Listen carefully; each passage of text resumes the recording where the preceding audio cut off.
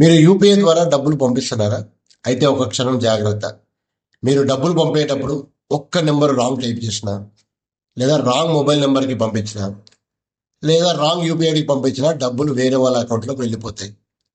అలాంటి పరిస్థితుల్లో డబ్బులు తిరిగి వస్తాయా? రావాలంటే ఎవరిని సంప్రదించాలి? అసలు దీంట్లో బ్యాంకు యొక్క బాధ్యత ఎంత? భవిష్యత్తులో ఇలాంటి మిస్టేక్స్ జరగకుండా ఎలాంటి జాగ్రత్తలు తీసుకోవాలి?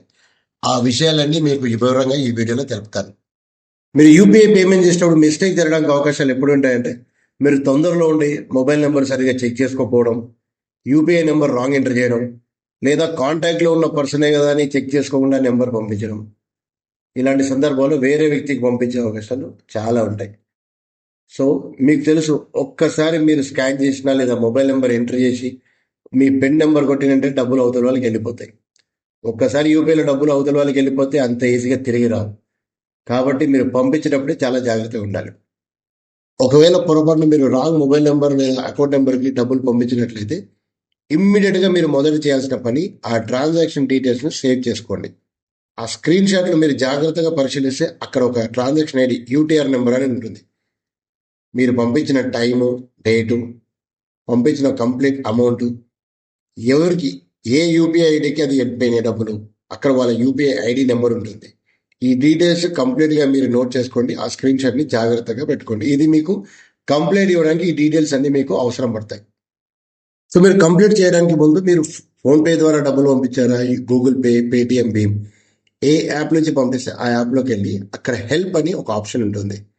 అందులో రిపోర్ట్ ఇష్యూ అనే ఆప్షన్ ఉంటుంది హెల్ప్ కింద. అక్కడ మీరు చూస్తే money send to wrong person లేదా రాంగ్ యూపీఐ ట్రాన్స్ఫర్ అనే ఆప్షన్ ఉంటుంది. ఆ ఆప్షన్ని క్లిక్ చేసి అక్కడ మీరు కంప్లైంట్ రేజ్ చేయాల్సి ఉంటుంది. మీరు యూపీఐలో కంప్లైంట్ రేజ్ చేసిన తర్వాత నెక్స్ట్ మీరు చేయాల్సిన పని ఏంటంటే, మీ అకౌంట్ ఏ బ్యాంక్లో ఉందో ఆ బ్యాంక్ కస్టమర్ కేర్కి కాల్ చేయండి. కాల్ చేసి వారికి మీరు డీటెయిల్స్ ఇవ్వండి. మీరు ఇలా రాంగ్ యూపీఐ ట్రాన్స్ఫర్ చేశారని. వాళ్ళు మిమ్మల్ని రెండు విషయాలు అడుగుతారు. ఒకటి యూటీఆర్ నెంబర్, రెండు ట్రాన్సాక్షన్ డీటెయిల్స్ తీసుకొని మీ బ్యాంక్ వాళ్ళు కూడా ఒక కంప్లైంట్ రేజ్ చేశారు. కంప్లైంట్ రేజ్ చేసిన తర్వాత మీ బ్యాంక్ వాళ్ళు, రిసీవర్ బ్యాంక్ ఎవరైతే ఉందో, మీరు రాంగ్ యూపీఐ ట్రాన్స్ఫర్ చేశారు కదా, వాళ్ళకి ఏ బ్యాంకులో అకౌంట్ ఉందో వాళ్ళతో సంప్రదించి మీ డబ్బులు తిరిగి మీకు క్రెడిట్ చేయడానికి వాళ్ళు ప్రయత్నం చేస్తారు. యూపీఐ యాప్స్ అన్నింటినీ మెయింటైన్ చేసేది NCPI, national payments corporation of India. So మీరు ఎన్సిపిఐలో కూడా మీరు కంప్లైంట్ రేజ్ చేయొచ్చు. వాళ్ళకి కూడా మీరు ఇవ్వాల్సింది కేవలం యూటీఆర్ నెంబర్, ట్రాన్సాక్షన్ డీటెయిల్స్ మాత్రమే. మీరు ఒకసారి రాంగ్ పేమెంట్ చేసిన తర్వాత అసలు మీ డబ్బులు మీకు తిరిగి రావడానికి ఉన్న ఆప్షన్స్ మనం ఒకసారి చూస్తే, చాలా సందర్భాల్లో మీరు ఎవరికైతే డబ్బులు తిరిగి పంపించారో ఆ receiver genuine person, honest person అయితే బ్యాంక్ లేదా యూపీఐ యాప్ వాళ్ళు అప్రోచ్ అవ్వగానే తిరిగి డబ్బులు పంపిస్తారు. ఈ సిచ్యువేషన్స్లో మీ డబ్బులు ఇమ్మీడియట్గా వచ్చేస్తాయి. కానీ ఇక్కడ రిసీవర్ మంచివాడే ఉండాలి. వాడు మీ డబ్బులు అయ్యో పాపం పొరపాటున పంపించారని తిరిగి ఇవ్వడానికి ఇమ్మీడియట్గా ఒప్పుకొని ఉండాలి. సిచ్యువేషన్ 2, ఒకవేళ రిసీవర్ మీ డబ్బులు తిరిగి ఇవ్వడానికి యాక్సెప్ట్ చేయకపోతే ఇది కొంచెం టఫ్ సిచ్యువేషన్. ఎందుకంటే బ్యాంకు డైరెక్ట్గా వాళ్ళ అకౌంట్ నుంచి డబ్బులు డెబిట్ చేయలేదు. ఎందుకంటే ఆల్రెడీ మీరు ట్రాన్సాక్షన్ని ఆథరైజ్ చేశారు కాబట్టి. సో రిసీవర్ యాక్సెప్టెన్స్ లేకుండా బ్యాంక్ రివర్స్ పేమెంట్ కొట్టడానికి అవకాశం ఉండదు. ఇంకో సిచ్యువేషన్ ఏంటంటే అసలు రిసీవర్ మీ కాల్స్ కానీ మెసేజ్ కానీ బ్యాంక్ వాళ్ళు కానీ ఎవరికి ఎలాంటి రెస్పాన్స్ ఇవ్వడు. సో ఈ సిచ్యువేషన్స్లో మనకున్న ఆప్షన్స్ ఒకటి, బ్యాంక్లో ఆల్రెడీ కంప్లైంట్ చేశాం, ఎన్సిపిఐలో కంప్లైంట్ చేశాం, అండ్ అవసరమైతే పోలీస్ కంప్లైంట్ చేయడం. ఇక్కడ రిసీవర్ కావాలని డబ్బులు తిరిగి ఇవ్వడానికి రెడీగా లేడు కాబట్టి, పొరపాటున మీరు పంపించారని ఎక్స్ప్లెయిన్ చేసినా మీ ఎక్స్ప్లెయిన్ చేయడానికి కూడా అవకాశం ఇస్తలేడు కాబట్టి మీరు డెఫినెట్గా పోలీస్ కంప్లైంట్ రేజ్ చేయొచ్చు.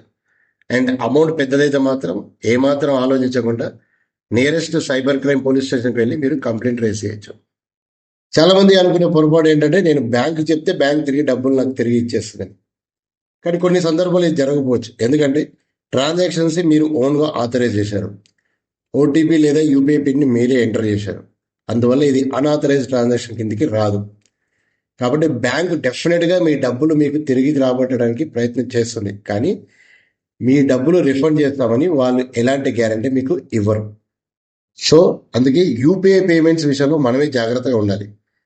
ఫస్ట్ రిసీవర్ నేమ్ని డెఫినెట్గా చెక్ చేయాలి. డబ్బులు పంపించే ముందు రిసీవర్ పేరు కరెక్ట్గా ఉందో లేదో ఒకసారి మనం చెక్ చేసుకోవాలి. ఫస్ట్ టైం మీరు ఆ నెంబర్కి డబ్బులు పంపించేటప్పుడు 10,000, 50,000 ఆర్ ఇంకా బిగ్గర్ అమౌంట్స్ మీరు పంపించే ముందు ₹1 కానీ ₹10 కానీ ఫస్ట్ పంపించండి. పంపించిన తర్వాత అవతల వాళ్ళకు ఫోన్ చేసి కన్ఫర్మ్ చేసుకున్న తర్వాతే మీరు మిగతా అమౌంట్ పంపించండి. సో అందుకే యూపీఐ పేమెంట్ చేసేటప్పుడు మాత్రం తొందరపడి మనం పిన్ ఎంటర్ చేయొద్దు. ఒక 5 సెకండ్స్ అడిషనల్గా తీసుకున్నా పర్లేదు. పేరు, యూపీఐ నెంబరు అండ్ అమౌంట్ ఈ 3 డీటెయిల్స్ కన్ఫర్మ్ చేసుకున్న తర్వాత 1-2 సార్లు చెక్ చేసిన తర్వాతే పిన్ ఎంటర్ చేసి పేమెంట్ కన్ఫర్మ్ చేయాలి. మీరు రెగ్యులర్గా డబ్బులు పంపించే నెంబర్ అయితే బెనిఫిషియరీ కింద సేవ్ చేసి పెట్టుకోండి. పెద్ద పెద్ద అమౌంట్లు పంపించినప్పుడు మాత్రం అది మీకు తెలిసిన వాళ్ళకి పంపించిన వాళ్ళు డబ్బులు వచ్చాయని మీకు కన్ఫర్మ్ చేసినా సరే ఫ్యూచర్ రెఫరెన్స్ కోసం స్క్రీన్ షాట్లు సేవ్ చేసి పెట్టుకుంటే అది మీకు మంచిది. ఇక్కడ ఒక ముఖ్యమైన విషయం ఏంటంటే యూపీఐ ద్వారా మీరు పొరపాటున పంపించిన డబ్బు తిరిగి వచ్చే అవకాశం ఉందా అంటే ఉంది, కానీ అది అన్ని సందర్భాల్లో అంత ఈజీగా జరగదు. సో కాబట్టి మీరు పిన్ ఎంటర్ చేసి కన్ఫర్మ్ చేయడానికి ముందు 1-2 సార్లు చెక్ చేసి ఆ తర్వాతే పేమెంట్ని కన్ఫర్మ్ చేయండి.